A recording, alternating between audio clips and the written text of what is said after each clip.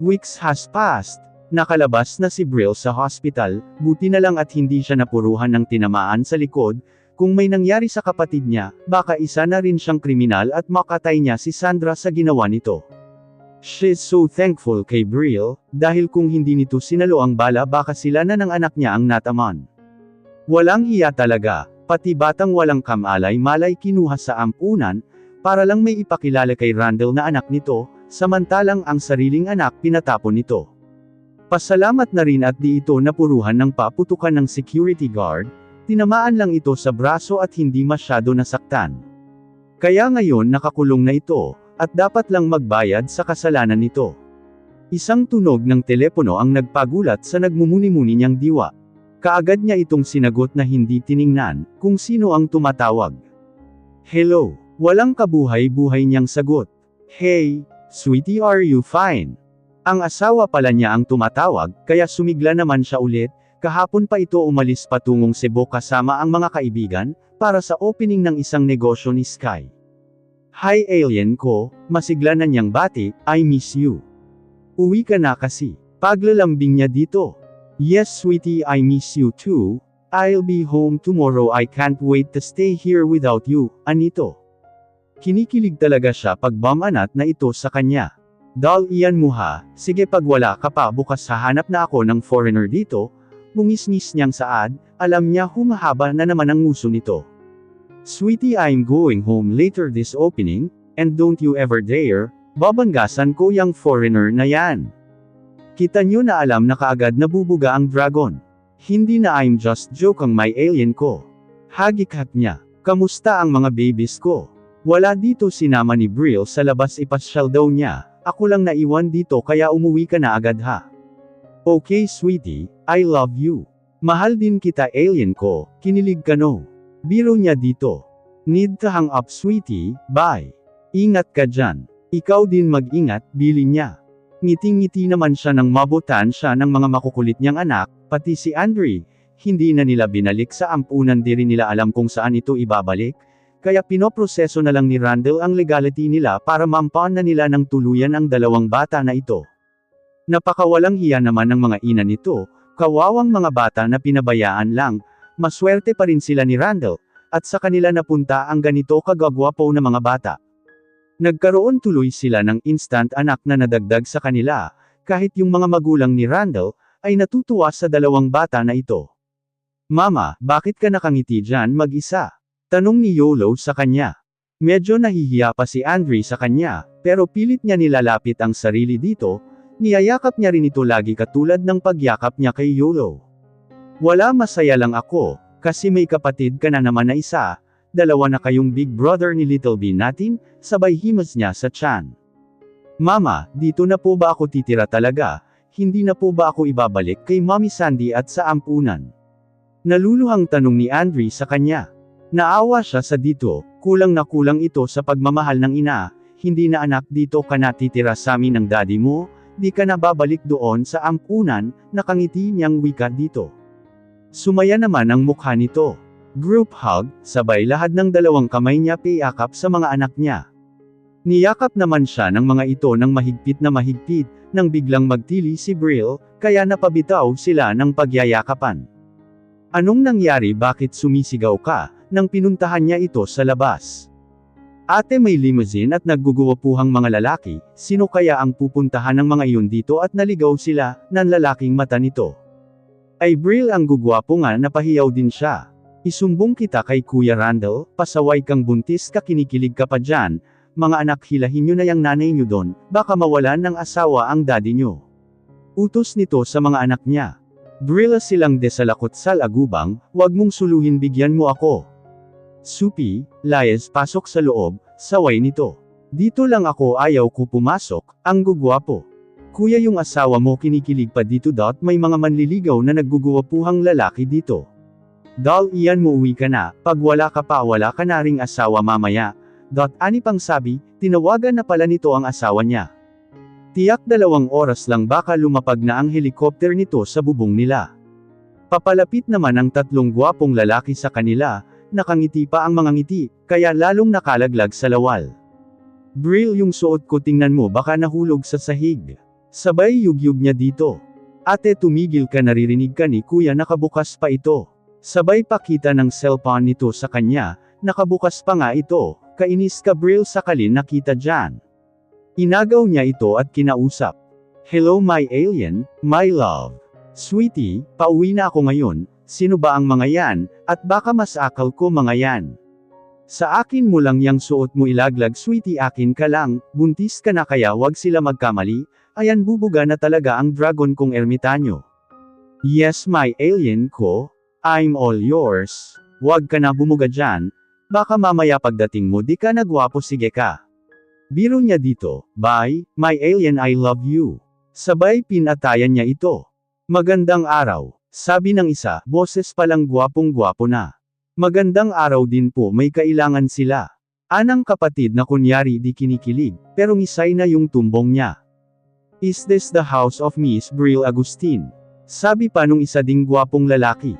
Ay Brill, bakit ikaw ang hinahanap? Kunyari tampo niyang sabi. We're the Montreal Brothers. And we're looking for Brill. Hala, sabay nilang sabi na magkapatid. Ito lang naman ang lagi nilang nakikita ng mga lalaki sa magazine at sa TV, sobrang yaman ng mga ito. Yes, I'm Brill Agustin, ano pong kailangan nila, sagot nito. Can we come and let's talk inside? Sige po, pasok kayo. Kakapasok lang ng mga ito nang may kotseng humaharurot na huminto sa harapan ng bahay nila, ang bilis naman nito, andito kaagad, wala pang 2 oras na binigay. My alien, ang bilis mo. Natatawa niyang salubong dito, samantalang ito di na makilala sa sambakol na pagmumukha. Sweetie, asan na ang sakay ng limousine na yan ha? Madilim nitong mukhang nakasaad. Randall, I know the owner of this limousine. The Montreal Brothers, sabat nung kasama nito. Why they are here. Sweetie, let's get inside. Magkasunod silang pumasok sa bahay nila, nang sinalubong sila ng 2 bata. Daddy, anong pasalubong mo? Tanong ni Yolo dito. Sorry son, I forgot at the car. Nick, pakisamahan naman ang mga anak ko sa kotse, pakikuhan ng pasalubong ko. Utos nito sa kuripot nilang kaibigan. Why always me? Pati sa paglilihi ako maghahanap, sa pagkuha ng pasalubong ako pa din, reklamong saad nito. Tawa ng tawa naman ang mga kaibigan. Diretso na sila sa loob, at naabutan na nakaupo ang 3 lalaki. You, Montreal, anong kailangan nyo dito? Anang asawa niya. We're to talk with Brill, and why you're here too, Elizalde. Anyway, I'm Tristan the firstborn, Trevor the second, and that's Trent, sabay pakilala nito sa kanya, at naglahad ng kamay ngunit kinamayan ito ni Randall. No need, I know you and your brother. Inis na sabi nito. Yes, you know us but this beautiful lady don't know us. So we better know each other, anang Tristan na nakangiti pa sa kanya. I hate you Montreal, this beautiful lady is my wife so back off, igting nitong sabi. Oh, I'm sorry I didn't know, anyway we're here just to talk with Brill, mahina na nitong sabi. It's been 18 years we've been looking for our sister, and now we found her already, and we're very sure that she is. He chuckled. So you think your sister is my wife or her sister Brill? Yes, sagot ni Trent. Naguguluhan naman silang magkapatid sa pinag-uusapan ng mga ito. Nakisabat na siya para malaman niya. Anong ibig niyong sabihin? Na isa sa amin ni Brill kapatid niyo. Sabat niya. We confirmed it already. And no other than Brill, sagot nung Trevor. Tahimik naman ang kapatid na nakikinig dito. Alam naman nila na hindi talaga sila magkapatid simula pa lang nang maliit sila, dahil napulot lang din naman ng mga magulang si Brill nung maliit pa ito. At walang matindaan sa sarili, kaya ganun na lang nila kamahal si Yolo. At dahil sarili niya mismo, ay ganun din inampun lang din naman siya ng mga magulang nang iwan siya ng totoo niyang ina nang mamatay. Sweetie, what's this? Naguguluhang tanong ng asawa. Yes, we're not totally sister by our parents, but in our heart we're more than true-blooded sisters, sagot niya sa mga ito. Ate, agad itong yamakap sa kanya, ayoko sumama sa kanila, dito lang ako sayo, umiiyak nitong sabi. Let's take it this way, What if we undergo some DNA test. And if it's positive then we will see what will happen. Sabi nung asawa niya. Yes, we will comply with it, that's better, cause our parents are dying to see her already. Ani Trent. And if possible hope it will be very soon. Saad pa ni Trevor. Yes, she will if tomorrow you have time, then we will run the test on my hospital, ani Randall. That would be glad Elizalde. Then see you tomorrow. We have to leave now, we will be back tomorrow, ani Tristan sa kanila. Nakatingin lang si Brill sa mga lalaking ito, kahit siya hindi makapaniwala na mayaman pala ang pamilya nito. Samantalang sabi ng ina nila nang mapulot ito madungis at gasgasan daw ito, kaya siguro ganun na lang itsura nito, at iba ang kulay ng mata, abu-abuhin ito at blonde ang buhok nito, kahit di na kulayan, kaya ganun na lang kung litin siya nito. Bye little sis, see you tomorrow. Palm nung Trent dito. Tangulang ang sagot nito sa mga iyon, habang nakayakap lang sa kanya na umiiyak. Life is full of surprises if you didn't expect it. Early morning gising na siya para pumunta sa hospital. It's her check-up day, kaya agahan nilang umalis ngayon. Isasama na rin nila si Brill for DNA testing nito. Good morning sweetie, he kissed her on the lips bago bumangon, mauna na muna siyang maligo bago ito. Nakapikit pa ito, kaya hinayaan na niya muna ito hanggang makatapos siya, nagsuka naman kasi ito kaninang madaling araw, masyado itong nahihirapan sa paglilihi nito. Pagkatapos niyang maligo tulog pa rin ito, kaya ginising na niya. Sweetie wake up now, hinalik-halikan niya ito para magising. Na, pero tulog mantika pa rin ito. Kalabog ng pinto ang nagpalingon sa kanya, dalawang makukulit ang pupungas-pungas na pumasok sa kwarto nila. Mama, tulog pa ikaw? Tanong ni Yolo nang samampa ito sa kama nila. Gising na ako, kaagad nitong kiniliti, kaya napatawa ito, sumali na rin ang isa pa nilang anak, kaya tawanan at harutan ang nangyari sa kwarto nila. Pinagloloko na naman siya ng asawa niyang ayaw gumising kunyari. Itong dalawa lang pala ang makapagpagising dito. Ang hirap espilangin ng mga buntis. Kids take mama to the shower now, and we will eat breakfast. Utos niya sa dalawa. Alien, bakit nakahubad ka ha? Sino pinapakitaan mo ng pandesal mo na yan? Nakabusangot nitong Saad. Sweetie, I don't hear a good morning from you, nagbunganga ka na. Kunyari tampo niya. Sino muna pinapakitaan mo ng pandesal mo na yan? Nakalabi pa rin itong sabi. Of course you, no other than. Now where's my good morning kiss? Lapit niya dito. Good morning my alien, my love, I love you, at pinupog siya ng halik nito. This is what he wants, a happy life with his wife and kids. I love you more sweetie, sabay halik din niya sa labi nito. Alien, sigaw nito, kaya nagulat sila. Di pa ako nag-toothbrush, mabantot pa ang bunganga ko, natatawang sabi nito. It's okay sweetie, now go and clean yourself, I will go the kitchen and make some breakfast okay. Tumango naman ito, inihatid pa ito ng mga anak papasok sa loob ng banyo nila. Now boys let's go and help me to make breakfast for mama, aya niya sa mga anak niya, nang bumalik ang mga ito pagpasok ng ina sa banyo. Nasasanay na rin ang mga ito sa kanya, after their wedding they have to move in a big house. And he's thinking to live in Manila. He asked his friend Sky to look for a bigger house that suits for his family, ayaw naman niyang doon sila sa mansyon na gusto naman ng mga magulang niya, but he's the one insisted that he must have his own house. Kaya wala din nagawa ang mga ito. After Brill settled everything they need to process all for their wedding, ayaw na niyang umabot pa ng ilang buwan, at lumaki na masyado ang tiyan ni Lucia at baka umayaw ito. That's why he needs to be fast, mad-alien na kung mad-alien pag nakapanganak di magpakasal ulit.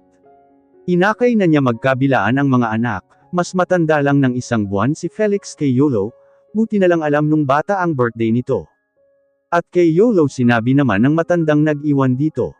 His ex is a crazy na gawa nitong ipamigay o ipatapon ang sariling anak sa kapakanan lang nito. And maybe if these his own children, baka siya mismo makapanakit dito. Naabutan nilang nagluluto na si Brill ng almusal nila. Good morning kids. Bati nito sa mga bata, At pinaghahalikan pa, "Morning kuya, asan na yung bungangera kong kapatid?"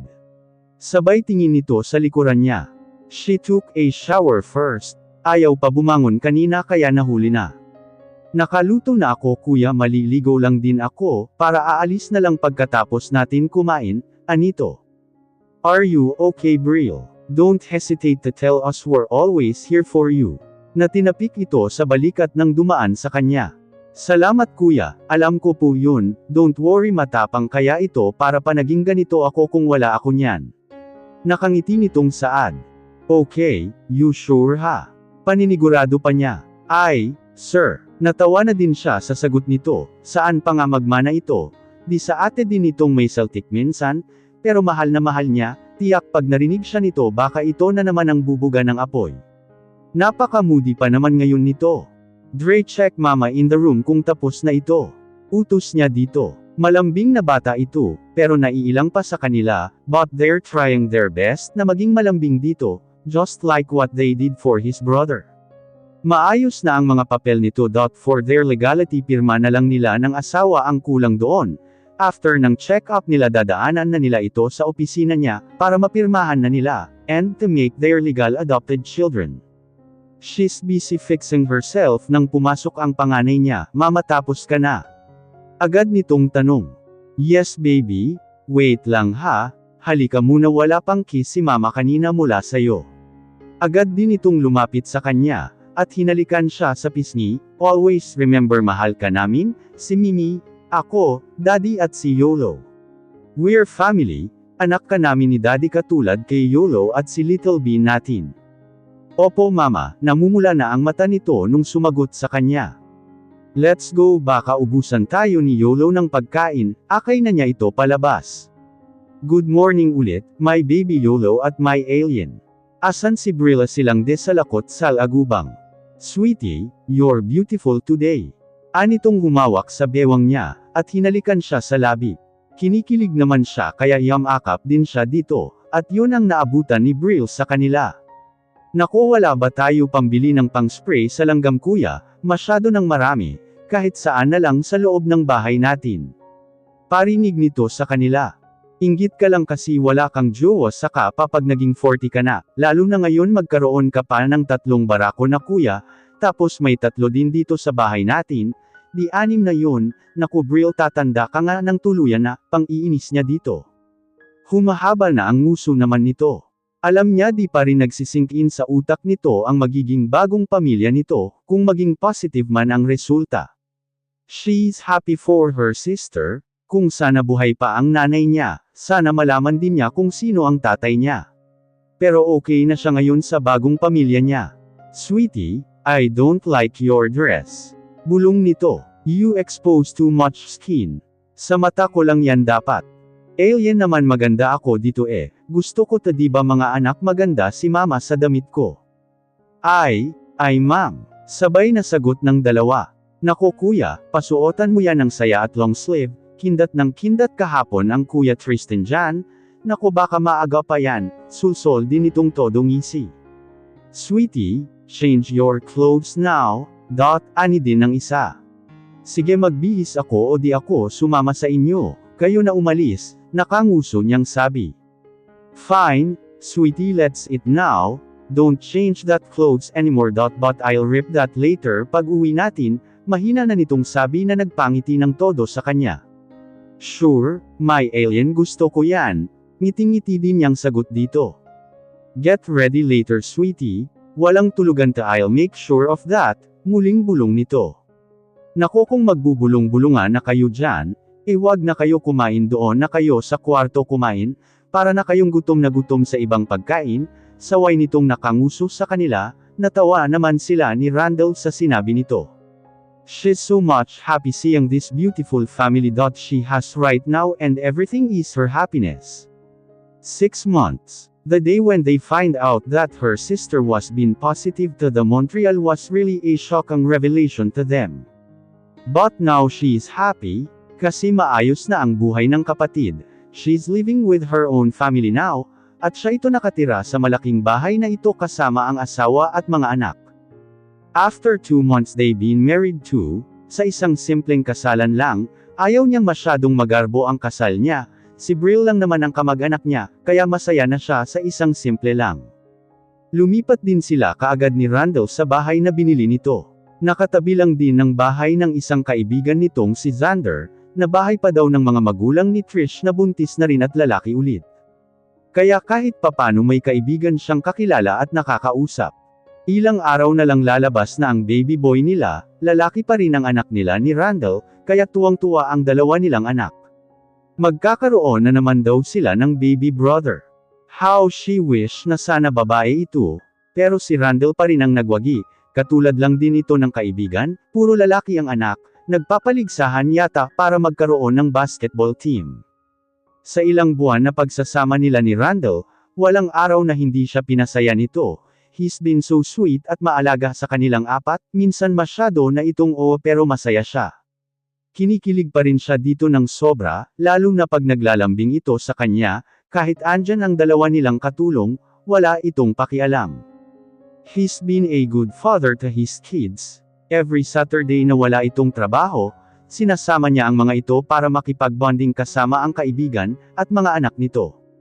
Hindi na rin daw siya bungangera ngayon, mabait na daw siya at tahimik yun alam nila.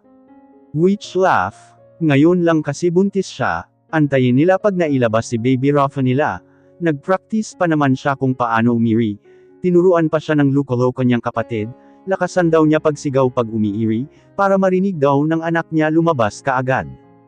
Kanina lang pinasigaw na naman siya nito, kaya sumakit ang ngala-ngala niya, baka pag nanganak na siya wala na siya isiga, para magulat ang anak niya at lumabas kaagad, dahil sa kakapractice nila ng kapatid. Buti na lang at andito ngayon pinayagan ng mga kapatid na barako, kung makabantay matindi pa sa bodyguard ng presidente ng Amerika. Nakita niyang papalapit ang mga anak niya galing sa kabilang bahay, nagpunta naman ang mga ito sa kambal ng kapitbahay nila. Wala din si Randall at nasa opisina ito may tinapos na papeles, para ibilin sa kapatid nito. Isang buwan itong magbabakasyon, dahil sa kanya gusto nitong alagaan sila pagkapanganak niya, kaya nakiusap na ang kapatid muna ang mag-aasikaso ng hospital, at ibang negosyo ng mga ito. Pumayag naman ito pero kapalit, ilakad daw sa kapatid niya. Kung makakapasa ito sa mga bodyguard ng presidente. Mama, bakit ikaw umiihi? Agad na tanong ni Felix sa kanya. Kaya nagulat din siya, hindi man lang niya naramdaman na napaihi na pala siya. Maya-maya lang sumakit na ang tiyan niya, kaya napahiyaw siya na nagpagulat sa mga anak. Call Mimi and Daddy, dali lalabas na si baby Rafa natin. Namimilipit niyang sabi sa dalawa. Tumakbo din kaagad si Yolo sa loob, habang sumisigaw sa Mimi nito. Si Felix na nasa tabi nito, ay dinampot ang cellphone niya at pinindot ito gaya ng turo nila dito lagi, pag may importante. Daddy, si Mama umiihi na lalabas na si Rafa. Sigaw nito sa ama. Daddy, sigaw nito ng sigaw. Kaya inagaw na niya ito sa anak, ngunit wala nang may nagsasalita sa kabilang linya. Ate, bakit dyan ka daw umihi, sabi ni Yolo. Dakdak pa nito sa kanya, ngunit nang makitang namilipit na siya sa sakit, agad din siyang dinaluhan at inakay. Manong ang sasakyan lalabas na si Rafa, malakas nitong sigaw sa driver nila, ngunit wala pa yata 10 minuto andyan na ang asawang humahanggos papalapit. Sweetie, manganganak ka na. Hingal na hingal nitong sabi. Tumango lang siya at binuhat na siya nito kaagad papuntang sasakyan. Brill, bring the kids at mga gamit ng ate mo at ni baby, anden na sa nursery naka-prepare, tell the maids, isama muna si Manang Linda.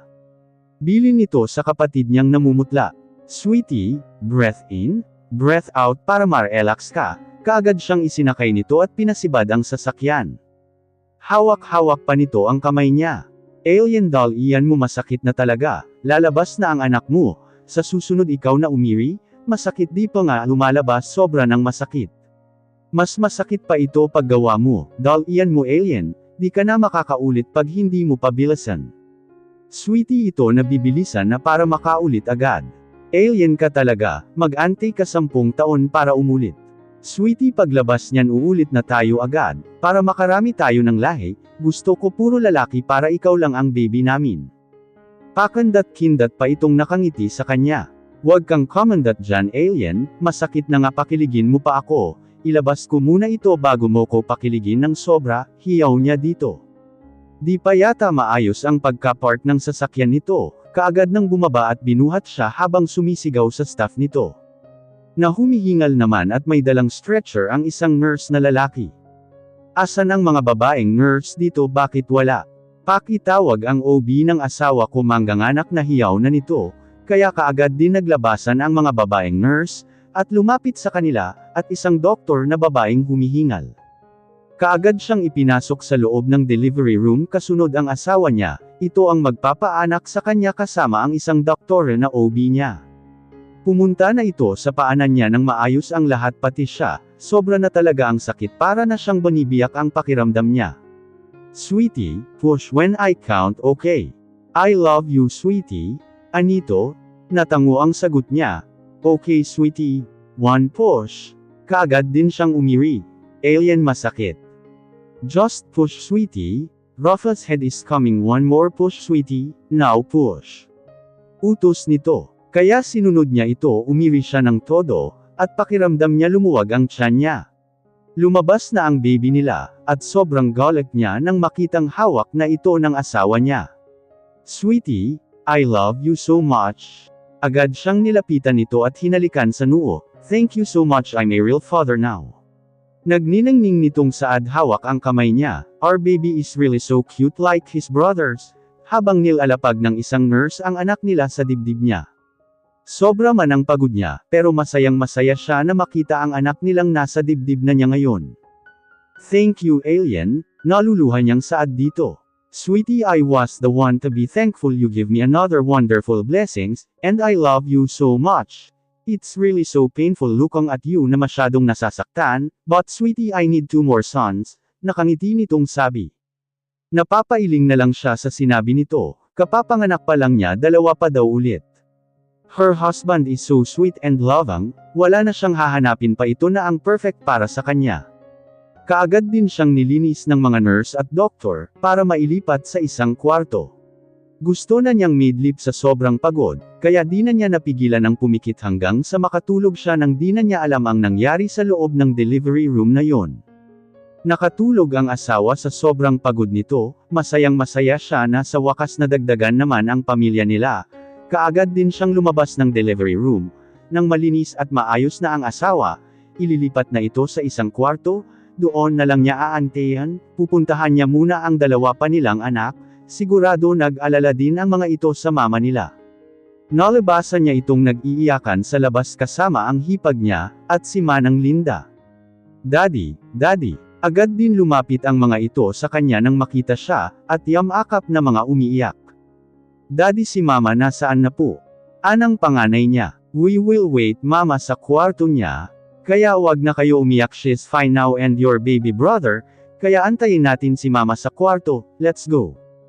Kuya, kamusta si ate? She's fine Brill, and your nephew is okay too, we'll wait her at her own room. Inakay na rin niya ang 2 anak, habang nakasunod ito sa kanya. He's complete now, he has 3 children, and a very loving wife. Their family is perfect. He's not asking for more, he have everything now. Kuya, tinawagan ko na sila tita, papunta na daw dito ngayon. At sobra yatang excited sa bago nilang apo, masaya nitong saad. Thank you Brill, I forgot already. Anyway, take care my kids first. Pupunta lang ako sa nursery muna, titingnan ko si Rafa, aniya dito. His happiness can't contain anything, compared to all the things that he can buy. Walang makapantay sa ligayang naramdaman niya ngayon. His family is everything. 3 years. Randall, Rafa, Angelo, asan na naman ang 2 makulat, pati ang ama ng mga ito? Agad niyang tanong nang bumaba siya, ngunit walang sumasagot sa kanya. Nasa eskwelahan na ang 2 nilang panganay, kaya ang 2 makulat ang naiwan ngayon. Buti na lang at di pumasok ang asawa ngayon, dahil sa pangungulit ng bunso nila ngayon, habang di pa lumabas yung pinakabunso pa nila ngayon. She's 6 months pregnant now, at sa awa ng Diyos naging babae na rin, pasaway kasi itong asawa niya, nakipagpaligsahan sa mga kaibigan niya paramihan ng anak. Nakikisabay sa isang kaibigan nito na 7 na ang anak, agad sa sobrang bilis kong gumawa. secret di ko sasabihin kung sino ito, kaya itong loko kong asawa ayon nakisali pa. Rafa, Angelo hiyaw niya ng hiyaw sa dalawa, ngunit wala ang mga ito. Tiyak nasa kabong ginawa sa likod ng bahay nila, sigurado ang mga ito. Alien. Dumadagandong na sigaw niya sa loob ng kabahayan ang pumuno, ngunit wala pa ring lumapit sa kanya. Kahit mga kasambahay nila wala din, kaya pumasok siya ulit ng kwarto nila at nagtalukbong ng kumot. Alam ng mga ito pag hindi siya nakita sa labas dito siya pupuntahan ng mga ito. Maya-maya lang mga yabag na ng paa ang narinig niya. Mama, why are you here? Are you sick? Agad na tanong si Yolo pala ang pumasok. Hindi niya pinansin ang mga ito. Mama, get up now. Sabi ni Felix sa kanya na hinela pa ang kumot. Nagtulog-tulugan pa siya lalo, kaya mas lalo naman hinela ng panganay ang kumot niyang nakatikip. Call daddy bro, mom is not fine, I think she's sick. Utos nito sa kapatid. Narinig na lang niyang tumakbo, at nagsara ang pinto ng kwarto nilang mag-asawa. Mom, get up now. Nanginginig na nitong boses na parang iiyak na ito. Ilang sandali lang mga humahanggos na lalaki ang nagsipasukan sa kwarto niya. Sweetie, what happened? Are you sick? Na agad nitong sinalat ang leeg niya pagkahawi nito ng kumot. Di pa rin niya pinansin ang mga ito. Wala man lang nakaalala na batiin siya ngayon, pati ang bruhan niyang kapatid di man lang siya tinawagan. Masyado siyang nagtatampo sa mga ito. Sweetie, get up now. Pinakaba mo kami ng mga anak mo. Nag-aalalang sabi nito. Kaagad naman samampo ang bunso niyang 1 taon at kalahati pa lang ang edad, para halik-halikan siya sa mukha. Mama, mama. Yun pa lang ang buo nitong nasasabi, bulol pa ito sa ibang salita. Kaagad niyang niyakap at hinalik-halikan din kaya tumawa ito ng todo. Mom, happy birthday. Sabay na sabi ng mga anak niya. Sweetie, happy birthday. Niyakap siya nito at hinalikan sa labi, kaya kaagad nagprotesta ang 4 na nitong bantay. May inabot na bulaklak si Rafa sa kanya na mas malaki pa dito, kaya di na halos makita ito. Kaya natawa siya dito, naiiyak siya, hindi naman pala siya kinalimutan ng mga ito ang kaarawan niya. Sweetie, don't cry, it's your day. May hinanda pa naman kaming surprise sa'yo, tapos iiyak ka diba sons? Ay sir, sabay na sagot ng mga anak, kasama ang bulol niyang bunso. Nawala na ang tampo niya sa mga ito, kaya pala wala ang mga ito nang halos maputol ang litid niya kasisiga sa mga ito. Mom, let's go, may surprise kami sa'yo. Andan na si Mimi nag-aantay. Kaya pala hindi siya binati ng kapatid, dahil kasabwat ng mga ito pala. Bumangon na rin siya at akay ng mga ito palabas ng kwarto nila, patungong likod bahay. Ate kong loka-loka, happy birthday. Sigaw nito habang papalapit sa kanya, at agad siyang niyakap, kinurot niya ito sa singit. Ay ate naman, wag mangangitim yan wag dyan pangit pag may humulik na makita may kurot, biro nito sa kanya. Bakit nagpahalik ka na ba dyan? Nakapasa na ba sa sangkaterbang bodyguard mo? Wala pa naman basta wag dyan masakit kaya sa singit, reklamo nito. Happy birthday ulit ate kong loka-loka. Sana next year baliw ka na.